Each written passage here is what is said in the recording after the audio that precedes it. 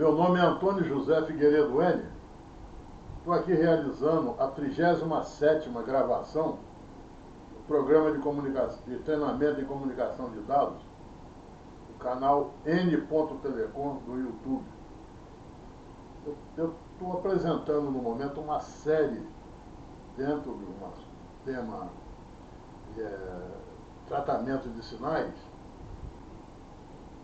especificamente falando de modulação. Já falei alguns tipos, hoje vou começar uma ou duas apresentações para finalizar o assunto, quando eu vou falar de modulação digital. A rigor, essa palavra modulação aí, ela é um pouco questionável, mas vale. Porque é mais uma codificação do que uma modulação. Mas, no final das contas, modulação é codificação, codificação é modulação, é uma forma de modulação, é uma forma de codificação. Tudo bem, isso também estão chamando de codificação de linha, né? Os line codes. Muito bem. Manchester, não return to zero, eu vou falar dessas coisas todas aí, certo? Mas antes eu vou pagar uma dívida que ficou da outra apresentação, que foi sobre modulação digital analógico, né? Que eu deixei de falar, por falta de tempo, de QAM, Quadrature Amplitude Modulation. Então vou explicar isso aqui agora. Antes, eu vou lembrar do PSK, um pouco de PSK, porque QAM segue a mesma lógica de funcionamento do PSK. Tá? Então vou botar aqui o que PSK. Vocês vendo lá que isso é a mesma coisa que 4 PSK. Quadratura, nesse caso, quer dizer 4, não é? Então, como é que é a coisa?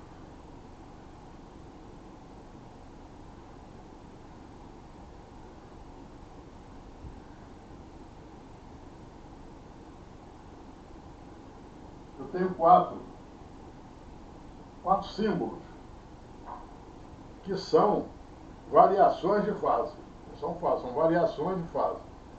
Quer dizer, até são fases, mas resultante de uma variação. Não é uma fase pura, o resultante de uma variação, vocês podem verificar lá. Então, esse aqui, por exemplo, é 4, né? Quer dizer que são 2 bits. Isso aqui é 1. Esse aqui é 0, 0.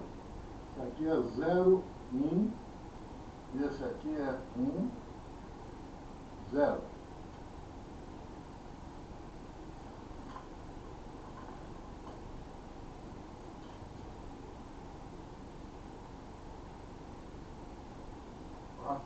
Então, o que acontece? Eu tenho o sinal portador, que é uma onda senoidal, ela está num determinado instante, ela está numa determinada posição de fase, certo? Está numa fase, não importa qual, está numa determinada fase. Aí aparece o bit para transmitir. Eu estou, por exemplo, no 01, aparece o 11, que é de 2 em 2, não é isso? 11, depois o 00. Então, eu estava aqui, certo? Aí, surgiu o 11. O que acontece com o sinal portador? Ele vai para a fase com relação ao próprio, à sua origem, ao seu sinal original. Com relação ao próprio sinal original, ele vai para a fase 45 graus, tá vendo? Aqui, ó, 45 graus. Ele indo para a fase 45 graus, o receptor, nesse caso aqui, não é o diferencial, é o básico. O receptor tem o sinal original como referência. Então, como é que ele sabe que variou 45 graus? Porque ele vai ver a fase que chegou e vai comparar com o sinal original. E vai ver que está havendo uma variação de 45 graus. O que quer dizer isso? Que é 1,1. Então ele estava aqui, então é 1,1. Acabou. É isso? De onde veio não interessava. Esse poderia ter sido, isso aqui poderia ter sido 1,0, não tinha problema. Não interessa de onde veio, interessa para onde vai. É 1,1, a fase vai para 45 graus do sinal original. O que é interpretado pela receptor como bit 1,1. E aí ele reproduz o sinal, certo? Bom, no QAM, é quadratura, amplitude, modulejo, essa lógica aqui também. Só que, ao invés de usar um símbolo, que é a fase, eu uso dois símbolos, que é a fase e a amplitude. Isso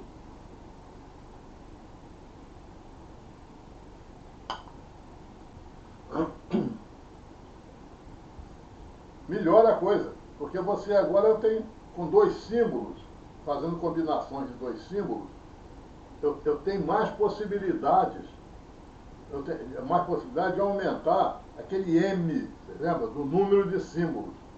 Porque aumentando o número de símbolos, vocês lembram que isso aumenta o número de bits por símbolo, ou seja, eu aumento a taxa de bits por segundo que eu consigo botar na banda. Não é isso? Muito bem. Então,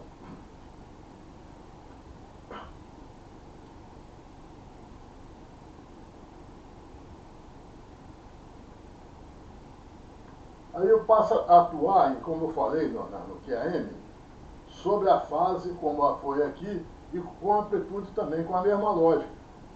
Então, vamos pegar o 16 QAM para exemplificar. Porque pode ser 8 QAM, 16 QAM, 32 QAM, e pode subir muito, porque são dois para combinar, e a nitidez é maior entre símbolos, de modo que eu consigo aumentar a taxa bastante. Tá? Eu consigo chegar a 200 e tanto QAM. Eu acabo sendo limitado pelo teorema de Shannon-Hartley. Vamos lembrar que limita a taxa de bits por segundo. Muito bem. Então vamos olhar aqui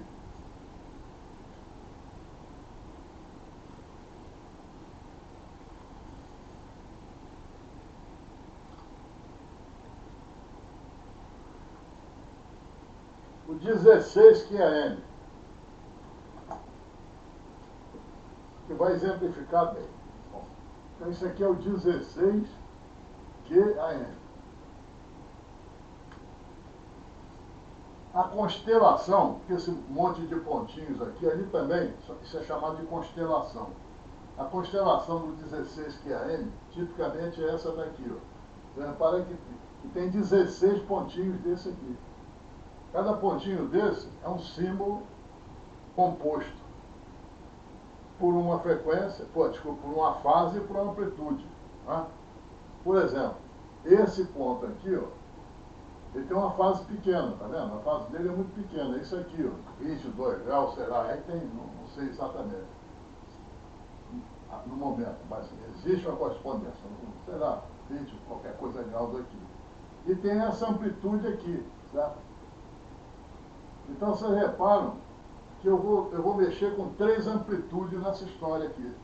É essa amplitude daqui aqui, ó, daqui até aqui, que é a maior de todas, essa daqui aqui, que é a menor de todas, e essa daqui, que ocorre em cada quadrante desse, ocorre 2 vezes, que é aqui, ó, esse, na amplitude, né? Por 2 vezes, porém com fases diferentes. Esse aqui, ó, é a mesma amplitude daqui, mas essa fase é uma e essa fase aqui é outra, certo? Bom, aí é a mesma lógica do outro, só que de 4 em 4, mesma lógica disso daqui. Vamos ver.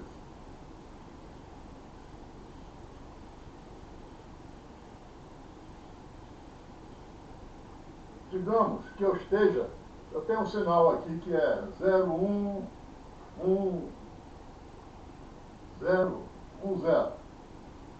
Aí vem,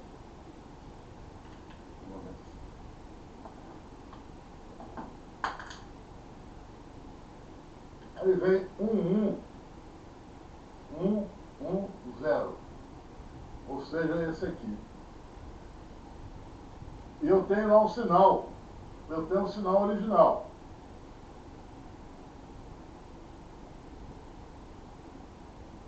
Digamos que esse fato aqui, ocorreu aqui, certo? E aqui estava numa determinada fase, que não me interessa qual é. Por quê? Porque estava aqui. Particularmente eu posso dizer que essa fase aqui era... Eu nem sei porque eu não anotei aqui os valores. Era uma fase aqui correspondente a esse valor aqui, certo? Mas não interessa, poderia ser outra também. Então, quando começou esse 1110, esta fase aqui vai para 110. Digamos que isso aqui seja 23, tá? 23 graus. A fase aqui do sinal mexe o sinal e a fase aqui vai para 23 graus. Com relação ao sinal original. E se fosse PSK, isso era suficiente. Mas, acontece também o seguinte.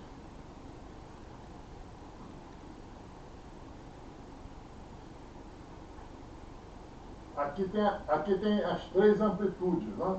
Vou botar a 1, 2, 3, tá certo? Essa aqui, você vê que é a amplitude intermediária. Então, o sinal aqui, ele vai para 23 graus e vai para essa amplitude aqui, ó. Tá vendo? Vai para essa amplitude aqui, que é essa amplitude intermediária. Quando o receptor recebe o sinal, esse sinal, com a defasagem com relação ao sinal original, de 23 graus, e com essa amplitude aqui, que equivale a isso aqui, ó, isso aqui, desenho mal feito aqui, mas é isso aqui. Isso aqui, ó, é isso aqui, tá? Aí eu recebi esse sinal, nesse instante, com a fase 23, com relação ao sinal original. E com a amplitude, essa aqui, tá, que é a intermediária. O que é isso? 0. Acabou. Matou a charada. Aí o próximo, digamos que o próximo sinal seja 0. O que vai acontecer com o sinal? O que aconteceu nesse instante aqui? O que aconteceu com a fase? Ela vai para 45 graus. 45, ela vai para 45 graus. E com a amplitude maior de todas. Ou seja, o que acontece na hora que vai para 45, e a amplitude dele faz isso. Tá? Vai para esse nível aqui. Que é esse nível aqui. O receptor olhou lá. A que fase chegou o sinal com relação a 45 graus? E com que amplitude? Essa amplitude aqui, o máximo, a máxima dos valores. O que é isso daqui? Aqui. É 0. Acabou. Matou a charada. Vocês observem aqui que pode acontecer, por exemplo, se estava aqui e foi para aqui, tá? A fase não mudou. Se era 1, aí passou para 0, ele vai para a fase 45, já estava, continua. Então não tem como distinguir. Tem por causa da amplitude. Mas a amplitude muda. A amplitude era essa pequena aqui, virou a grande. Então veio para aqui. Ó. Interessa de onde veio, interessa que foi para aqui. Se já estava, continua.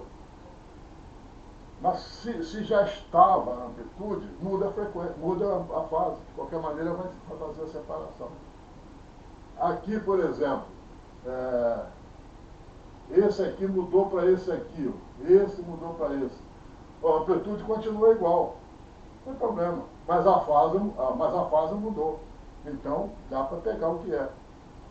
Então tem hora que muda a fase, na hora que vai para o que era, veio com alguma mudança de fase e de amplitude. Não importa, mas eu estou explicando, não importa para onde foi. Mas às vezes só vem com a variação de amplitude, porque ficou na mesma fase. Ou às vezes vem com a variação de fase, porque manteve a mesma amplitude. Não importa. Desses símbolos, ou os dois, vão fazer a distinção para que o receptor seja capaz de matar a charada, de saber o que é. Ok? Isso é QAM. Muito utilizado, amplamente utilizado, tem uma capacidade muito grande, certo? Muitas aplicações. Muito bem. Paguei minha dívida, vou sair daqui e vou para o tema de hoje.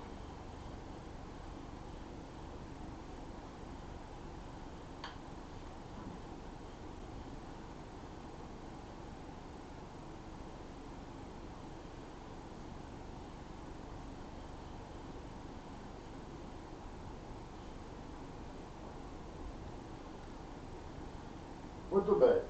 Nós vamos falar, então, de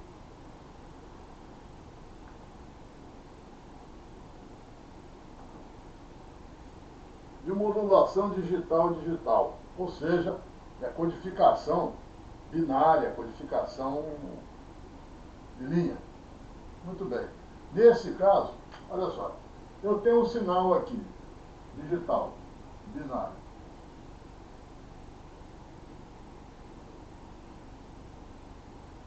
Quero transmitir esse sinal numa linha física. Eu quero fazer uma transmissão baseband, banda base. Tá? Então, não posso fazer isso daqui que eu estou falando em rádio. Não posso. Tá? Aqui é uma linha física. Eu vou transmitir isso numa linha física, tá? Daqui para cá. Tá? Eu posso transmitir como está aqui mesmo. Nada me impede, tá certo? Mas se eu transmitir dessa forma, vão existir problemas na recepção. Eu vou explicar melhor depois. Diz respeito, particularmente, a sincronismo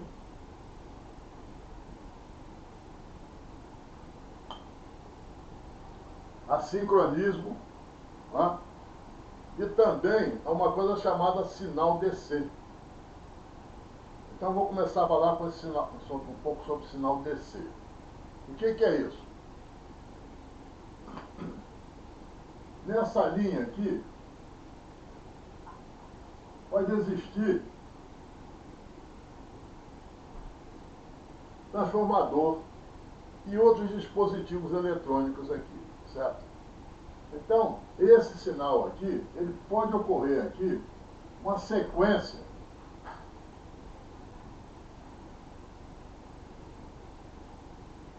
de zero grande. E pode acontecer uma sequência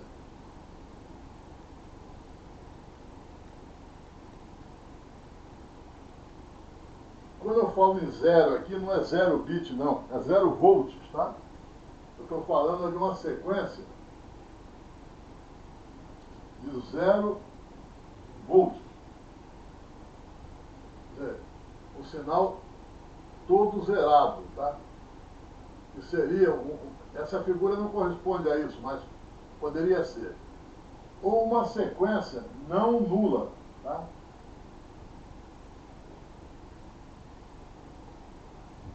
Ou seja, tem uma voltagem na linha.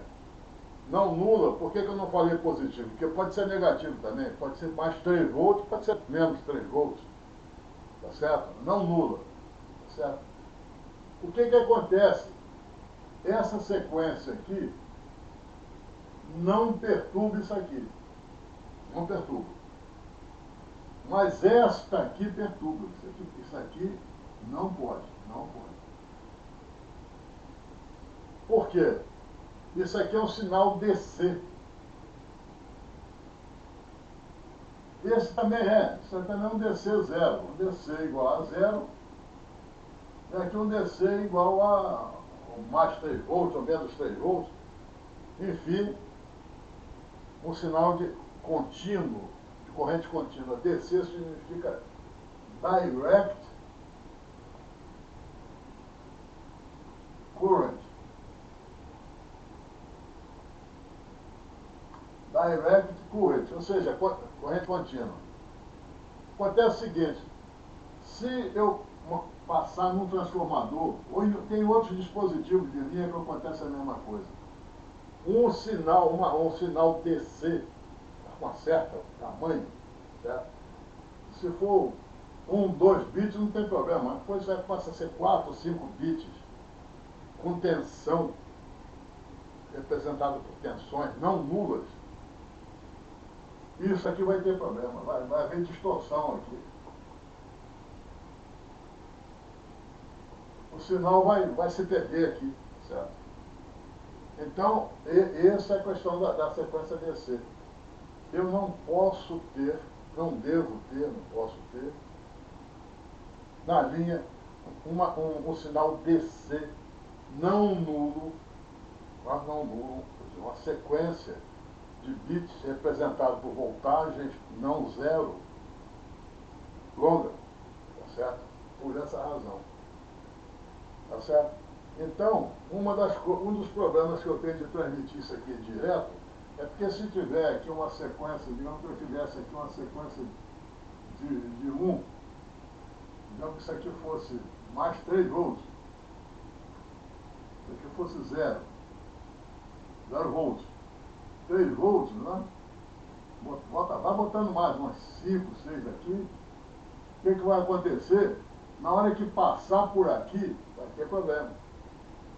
Então, uma das minhas preocupações é evitar, do ponto de vista de distorção na linha lá, evitar uma sequência longa de sinais não nulos, com voltagem não nula. Tá certo?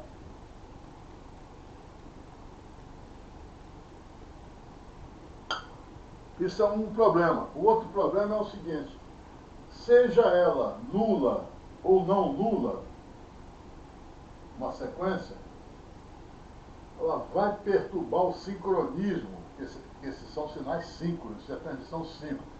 Eu vou explicar melhor. Vai perturbar o sincronismo. Aí, tanto faz ser 0 como ser 1. Todas as duas. Por quê? Porque o sincronismo é a verificação, para checar o sincronismo, é verificar a frequência dos bits que estão chegando. Aí, as variações ajudam, permitem uma melhor verificação disso. Se o sinal estiver contínuo, já complica. Onde é que começa um, termina outro, já começa a complicar, o sincronismo fica dificultado, tá certo? Então você não deve ter sequência nem 0 de longa, nem quer dizer, nem com 0 volts, nem com voltagem não nula, grande devido ao sincronismo. Muito bem. Repara só, eu estou fazendo uma parte preparatória, né? Eu vou dividir essa apresentação em duas.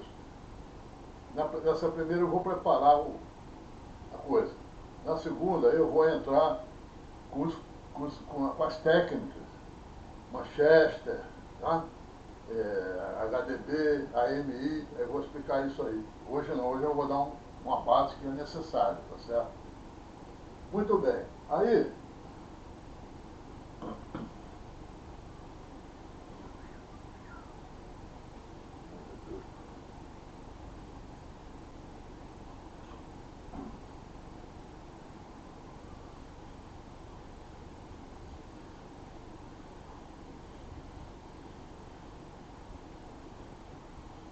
Então o que eu faço? Pego essa sequência aqui natural aqui, que vem, isso é um número de bits por segundo que eu estou transmitindo. E codifico ela de uma maneira tal que eu procure melhorar a transmissão. Particularmente com essa preocupação daquelas duas coisas. Tá? E aí então o que eu faço para isso? Eu tenho a linha aqui, tá? Eu tenho um sinal aqui, esse sinal aqui, eu coloco aqui um modem.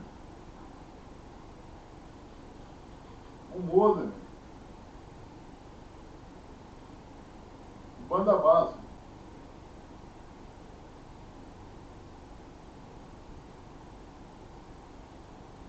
Você vê, isso mostra, a palavra modem está mostrando que, embora seja uma codificação, mas se pensa nisso como modulação também. Tanto é que usa, senão não seria modem.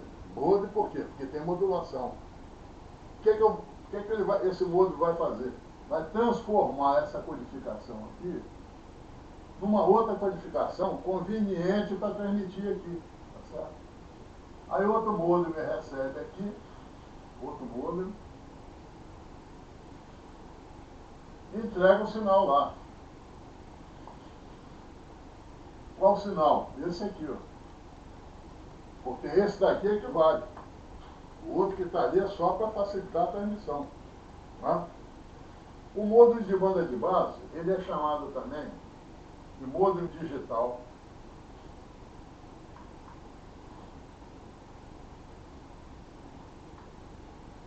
E de dataset.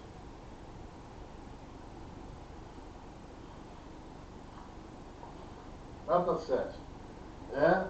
Tudo significa esse modo de banda de base.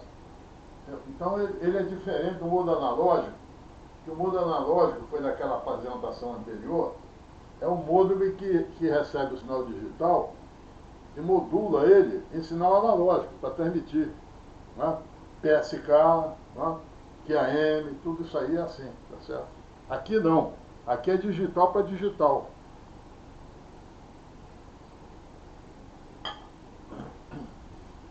Muito bem.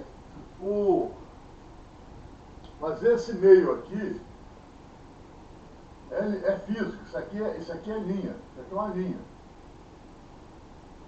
Isso aqui não pode ser um Wi-Fi, nada disso, tem que ser uma linha. Uma LP, uma linha privativa, tá certo? Bom, no início, nos primórdios da coisa lá, você pegava qualquer linha e botava, tinha problema, certo? Então começaram a melhorar as linhas, certo? Para a comunicação de dados, porque as linhas eram feitas para telefonia, para voz. Aí eles começaram, vamos preparar as linhas, tá? Cobre, tá? Vamos preparar para trabalho em dados. Aí isso começou a ser chamado de LPCD.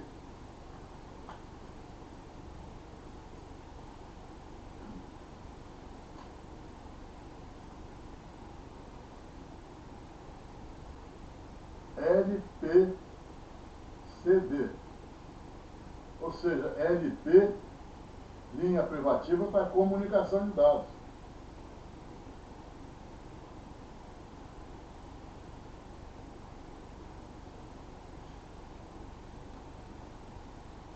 Bom, aí o que faziam aqui? Bom, criaram padronizadamente uma linha, um LPCD especial chamado LPCD-B.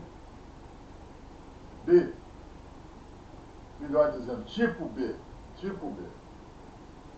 O B significa broadband, banda base. Outro banda base.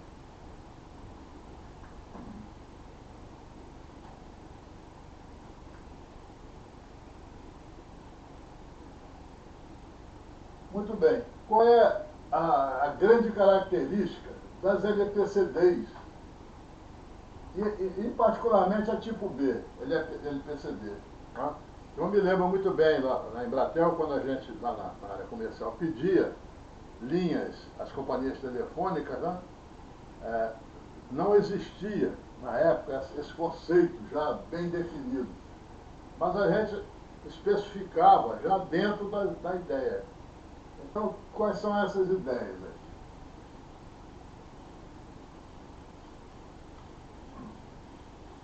Qual é a diferença de uma LPCD e uma LP da voz? Bom, primeira coisa, chama-se pulpinização. É o seguinte, você, uma linha da telefonia, da voz telefônica, surgiu lá um matemático lá no país desse aí, não me lembro, chamado Pupin. E esse cara descobriu o seguinte: se você, inclusive a palavra no nome dele virou sinônimo do ato, né? Se você pulpinizar uma linha, ela fica melhor a voz. O que é pulpinizar?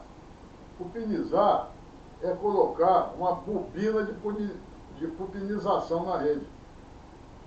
A bobina, o indutor, né? Uma indutância. O que o efeito disso aí? Funciona como um filtro passa-baixo. O que é o filtro passa-baixo?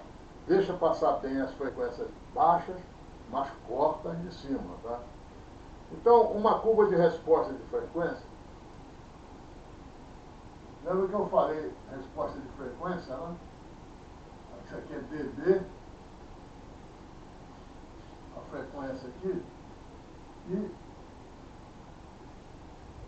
pode ser assim, né? Aqui com 3 dBs aqui, definia, né, a largura de banda daqui a aqui. Mas as linhas podem não ter essa forma de resposta de frequência, como de linhas. A resposta ser assim, ó. Tá certo? Elas são tipo passo abaixo. Em frequência mais baixa, essa aqui é a frequência, o sinal passa bem. Ela é cortada mais em cima, tá certo? Bom, uma linha pulpinizada, ou seja, contendo uma bobina de pulpin, que bobina é sinônimo de indutor. Indutor, bobina, tem o tal de solenoide também, outro sinônimo meio esquisito, mas de solenoide, bobina ou bobina, solenoide, eu falei aqui, bobina ou solenoide são indutores, os 3 elementos fundamentais de eletricidade. Eu estou falando isso que eu sou engenheiro eletricista. Há 200 anos atrás eu fui engenheiro eletricista, me formei em engenheiro eletricista. Então tinha o quê? Capacitor, indutor e uma outra.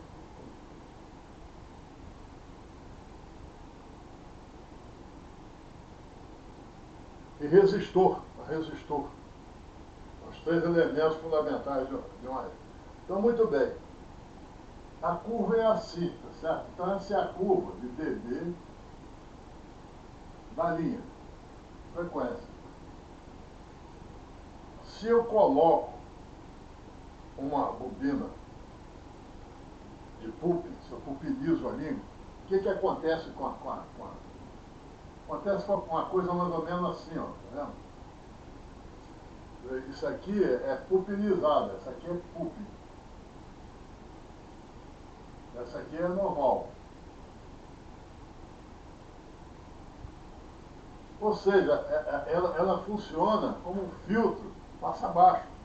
Olha só, o que aconteceu? Numa determinada frequência aqui, certo? Que é, ajustando a coisa, da ordem de 3.400 Hz,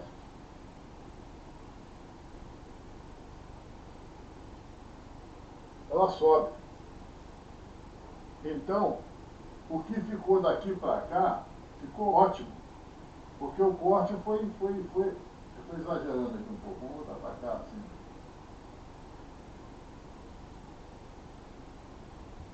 Tá?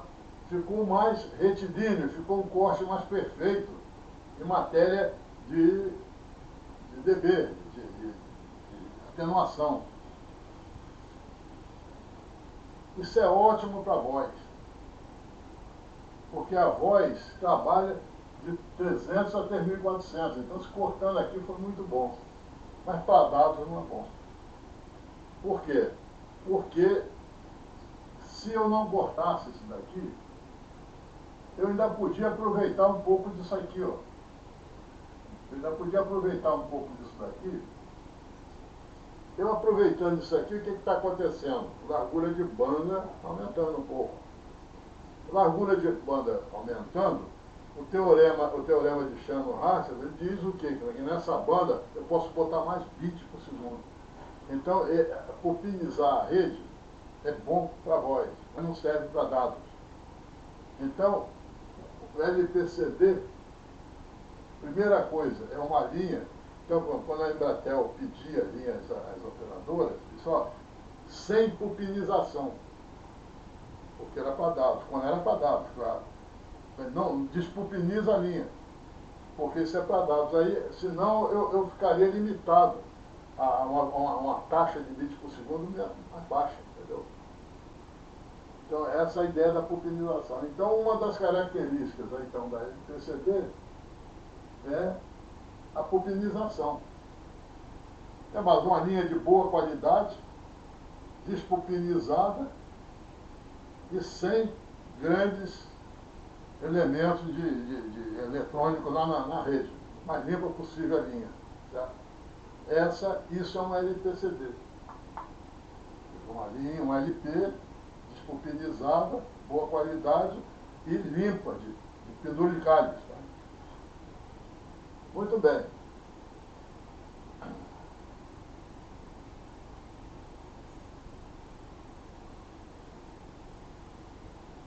Bom, então eu já expliquei que o modelo digital é que vai transformar, né?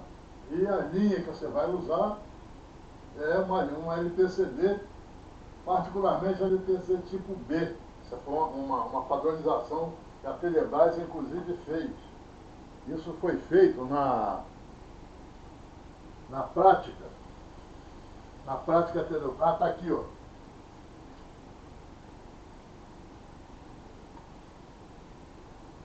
LPCD tipo B. Então, se vocês quiserem, quem quiser ver isso com detalhe, pode ir procurar a prática Telebrás. A Telebrás antiga fazia prática, acho que agora até parou, agora é só política. 225, 540, 713. Tá? É a prática Telebrás, tem muita prática Telebrás boa, tem muita coisa definida, certo? Que define o que é um LPCD do tipo B. Tá certo? Muito bem. Bom, agora eu vou falar um pouco sobre a questão do sincronismo. A questão do DC, já expliquei, né? Ou seja, o sinal fica contínuo na rede, uma transmissão de uma série de bits 0 e de bit 1. É isso, uma coisa ou outra, estou repetindo, tudo sincronismo. Agora, particularmente, uma série de bits não, com voltagem não nula, além de perturbar o sincronismo, se a rede estiver no meio do caminho, não ligo normalmente, tem transformadores, alguns dispositivos eletrônicos no meio, vai criar problema. Geralmente, se usando a LPCD, você já diminui esse problema, tá? Porque você já limpa a rede no caso, entendeu? No que puder. Muito bem. Então,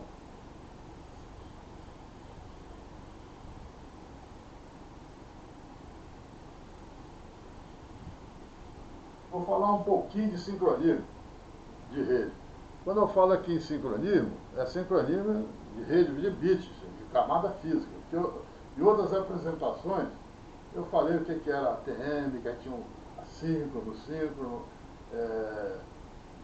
questão do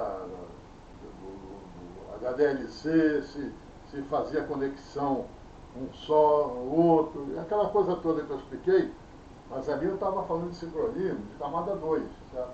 Agora não, é sincronismo de camada 1. O bit, sincronismo de bits, os bits têm que estar sincronizados. Vou explicar melhor isso aqui. Olha, esse assunto é muito complexo, entendeu? Sincronismo de rede. Eu não domino isso, não tenho, confesso, não vou aqui dar uma falar, dizer o que eu sou uma coisa que eu não sou, não sou conhecedor. Isso tem.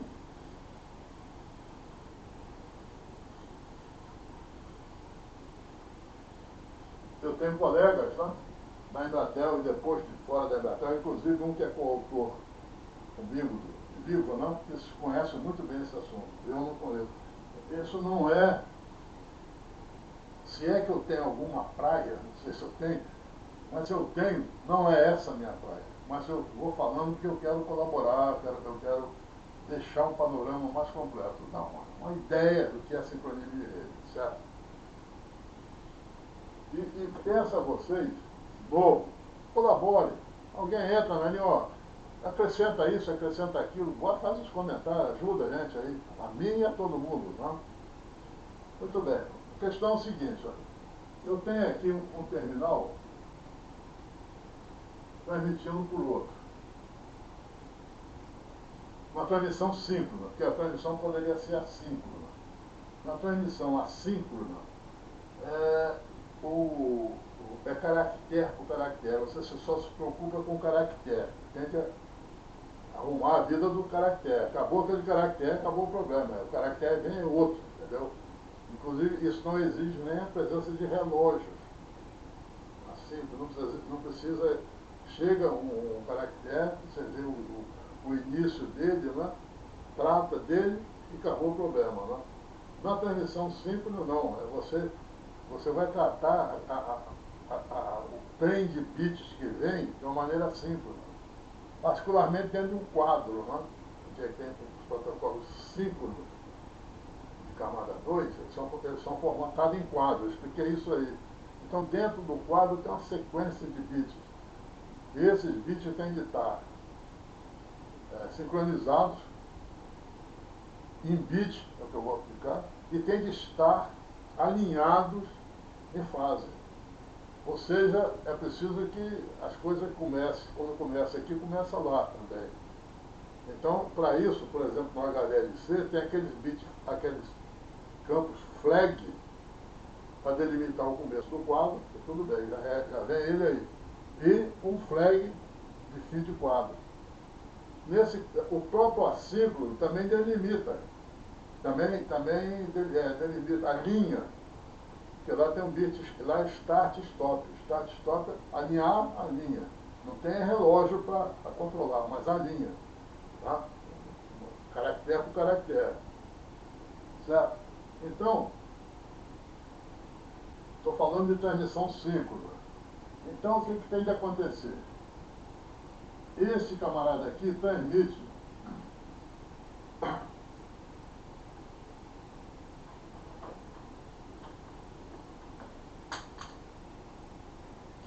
uma sequência de bits, certo?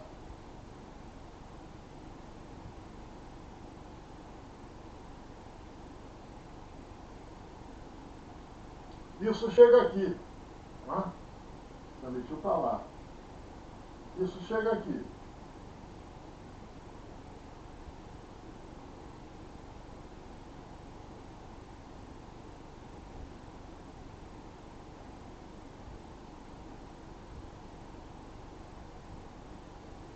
Esse terminal aqui,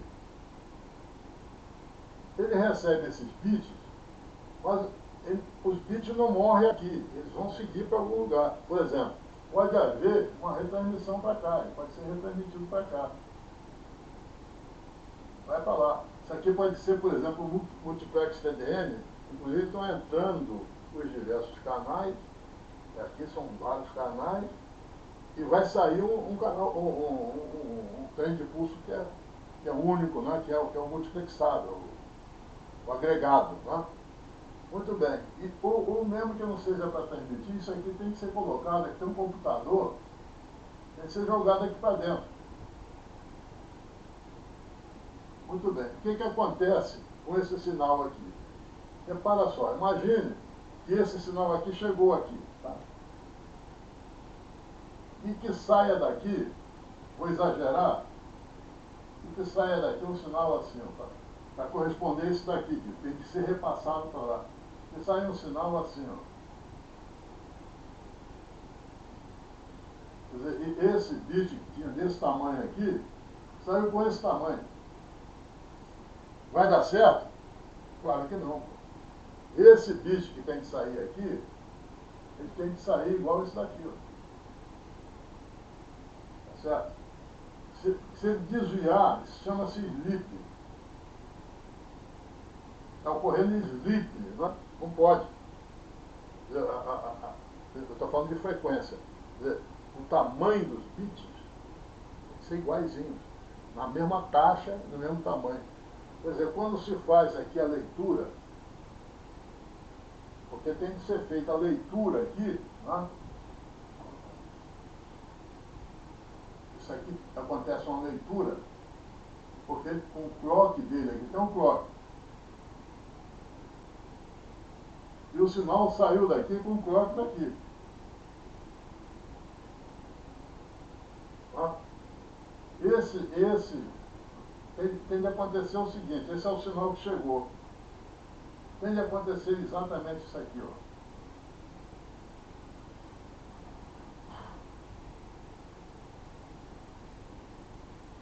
Quer dizer, essas setas, esse clock aqui. Esse daqui é o clock que vai de lá. Isso tem que bater 100%. Entendeu? Tem que ser sincronizado em frequência. E tem de estar alinhado também em fase. Porque, repara só, essa seta quando bate, tem que bater aqui. Imagina se essa seta batesse no meio do bit. Também não dá, tem que ter um programa de alinhamento também, tá? Frequência e alinhamento de fase, tá? Se ocorrer slip, tem problema, tá certo? Isso é questão de sincronismo, tá certo? Bom, o sincronismo, ele pode ser feito de diferentes formas. O que é o sincronismo? É fazer com que esse clock aqui bata igual o daqui. Se estão certo, eu não sei, mas bata igual. Se o cara estiver errado junto, tudo bem. Mas tem que bater igual. Isso aqui tem que ser igual. Então, de que maneira eu posso fazer sincronismo de rede? Quando é uma rede grande, por exemplo, uma rede telefônica, RDI, uma RDSI, uma SNA, umas redes grandes assim, não dá para ser dessa maneira que eu falei aqui. Tem de haver um sincronismo global, certo? Então, vamos ver as formas então que isso pode ser feito. Então, o sincronismo pode ser comandado por um relógio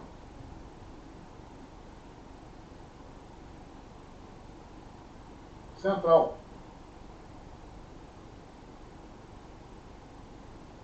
Então, eu tenho aqui a rede, certo? Uma rede com vários nós aqui e tal. Eu tenho aqui um clock central que tem de ser, nessa hora, um clock de boa qualidade. Porque naquele que eu falei, já não, a qualidade não é tão importante aqui, esse qualidade. Então, normalmente é um relógio de Césio.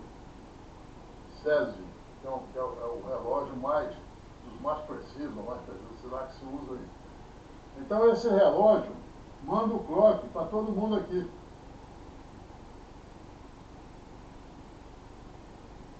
Quer dizer, na realidade está mandando não através desses aqui, mas está indo para todo mundo, certo? E como todo mundo está um bando de cara aqui, um cara tem um relógio bom. Então vamos acertar o relógio de todo mundo pelo meu. Todo mundo acerta pelo meu. Digamos que você controle a frequência do relógio, tudo pelo meu. Eu sou o mestre, tá? Então é o relógio mestre. Tudo bem, funciona bem assim. Outra maneira é fazer o seguinte, eu posso fazer, mas distribuir os relógios centrais. Quer dizer, eu boto aqui, isso aqui é um outro relógio, outro clock aqui, outro aqui, tudo comandado por esse. Para eu poder distribuir melhor. E esse daqui, digamos, comanda essas aqui, esses aqui comandam essas aqui, e esse aqui, assim, eu faço a distribuição, é possível também. Um dos problemas aqui, que é o seguinte, é porque quando esse clock aqui, por exemplo, vai comandar um camarada lá distante, vai passar por gente aqui, quando tem delays, para controlar isso aí. Então, descobriram o tal do GPS. Eu consigo mandar esse clock aqui, central, aí eu distribuo de uma maneira de cima, igual, por GPS. Tá? Então, isso é a forma que se usa hoje para grandes redes. Isso é complexo, eu estou dando uma ideia, tá certo? Muito bem. Mas, tem outra maneira. Uma maneira eu posso fazer o seguinte.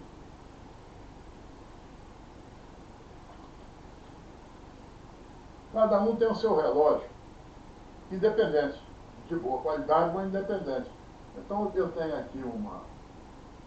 Aqui, isso aqui tem um clock dele, e esse tem um clock dele. E não tem nenhuma comunicação entre eles, cada um na sua, independente. Isso se chama plesiócrono. É isso que é a transmissão plesiócrona, que é usada no PDH. Então, o sincronismo é de cada um, né, e às vezes quando faz um reparo, o que acontece aí? Vai haver por melhor que seja aqui, vai haver uma diferença, certo? E essa diferença vai acumulando, mas chega numa certa hora que vai ter bit de mais ou de bit de menos. Então tem de botar bit ou tirar bit, para fazer a coisa casar no tempo lá. Essa colocação de bit ou tirada de bit chama-se justificação.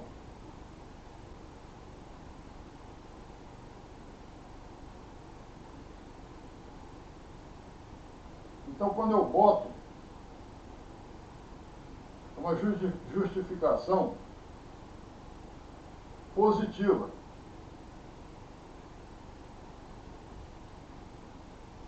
quando eu tiro,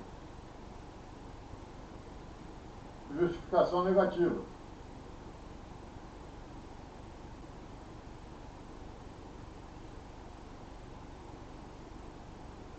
Então essa é a ideia do plesincronismo, do quase sincronismo. Plesi é quase, né? Muito bem. Mas tem uma outra forma, que é usada em canais ponta a ponta, muito usado em ponta a ponta. Quando a rede não é muito grande, não vou usar relógio central. Tá? O sincronismo mútuo, tá certo? É o que eu falei, eu comecei a falar. Ou seja, eu tenho aqui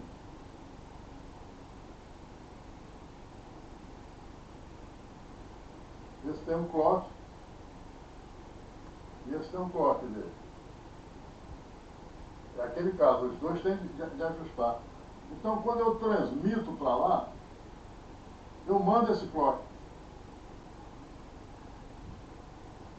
Porque, reparação, um sinal digital é um clock, não é o clock, ele é um sinal de relógio, não é verdade? Está batendo, é igual o despertador lá que fica perturbando a gente lá batendo de noite, são os bits, certo? Então foi para lá, o clock. Esse camarada aqui, como eu digo, pô, meu relógio está batendo com tal frequência. Eu vou lá, ajusto dele. Aí ele, quando ele falar para mim, depois ele também fala o dele, eu ajusto o meu, mutuamente. Então quando esse daqui mandar para cá, também manda o clock dele. E aí vão se ajustando, tá certo? De forma que vai haver aquele casamento. Tá? Como é que eu mando esse clock? Certo? Eu tenho basicamente 3 maneiras de mandar esse clock aqui. Certo? Ou seja, como é que eu mando esse clock? Daqui para aqui. Uma maneira é o seguinte, se eu estou transmitindo bits por segundo, tá? Foi bit por segundo para lá,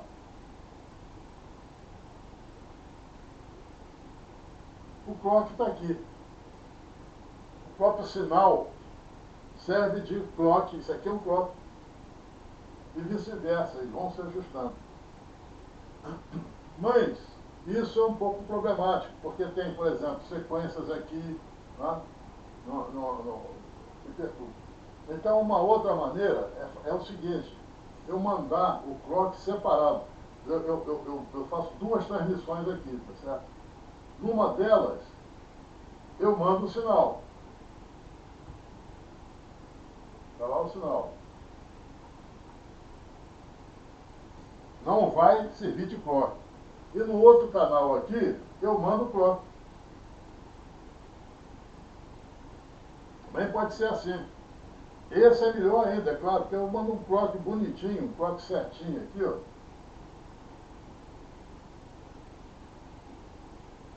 Um clock certinho aqui e vai bonito para lá. Mas é claro que isso não é eficiente, isso é dispendioso. Eu estou usando dois canais. Esse aqui é mais eficiente. Então tem uma terceira maneira, que é uma conjunção dos dois. Eu faço o seguinte.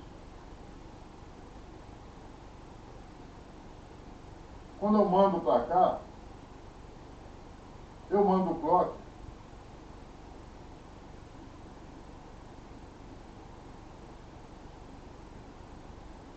e mando o sinal.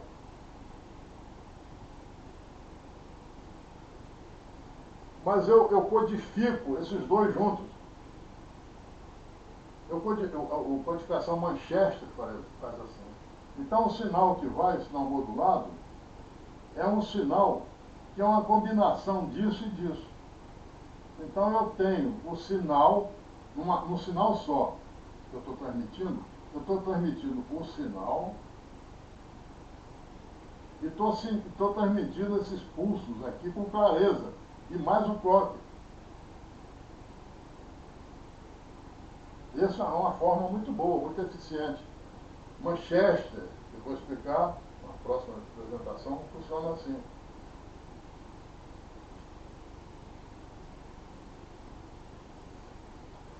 Bom, então na próxima apresentação eu vou entrar nas técnicas de codificação. Tá? Manchester, non return to zero, return to zero, AMI, HDB3, eu vou explicar o que são essas coisas. Tá? Então, tudo bem. Com esse embasamento que eu dei aqui, né? Ou seja, a gente resolveu o problema de descer, tanto nulo quanto não nulo, por causa do sincronismo. Eu tenho de resolver o problema do DC não nulo também por causa da transmissão, por causa da presença de transformador na linha, essas coisas todas aí, não? Para que eu tenha a forma ideal, a maneira ideal de eu codificar a linha é uma codificação que leve o clock com clareza e evite, por causa do clock e também por causa do DC, e evite uma sequência longa de um tipo de voltagem na rede, na linha, tá certo? Então, muito bem, fico por aqui, até a próxima, obrigado.